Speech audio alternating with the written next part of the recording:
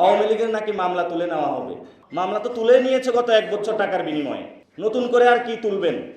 BNP গত 1 বছরে যে মামলা বাণিজ্য করেছে সেগুলোর স্বীকৃতি মির্জা ফখরুল দিলেন, তাদেরকে জায়েজ করে নিলেন। আওয়ামী লীগের যারা রয়েছেন মন্ত্রী এমপি থেকে শুরু করে সন্ত্রাসী সকলকে প্রথমে বললেন, তার বিরুদ্ধে যায় বাসায় বললেন তোরে মামলা দিব।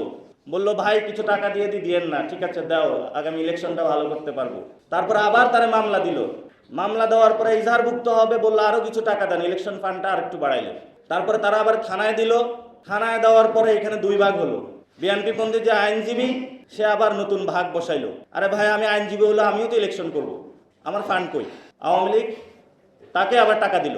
পুরো 1 বছর তারা চাঁদাবাজি এবং মামলা বাণিজ্য এই দুইটা ছাড়া গত 1 বছরে বিএনপির ইতিহাসে আর কোনো লেখা নাই। বিএনপির যদি 1 বছরে সফলতা বলেন, তাদের 2টা সফলতা, একটা হলো চাঁদাবাজি আর একটা হলো মামলাবাজি। এই 2টা ছাড়া তাদের কপালে আর কোনো সফলতা নাই। তো এই 2টা নিয়ে তারা জনগণের সামনে যায় ভোট চাবে, ভোট নয় মানুষ তাদেরকে জুতা দিবে।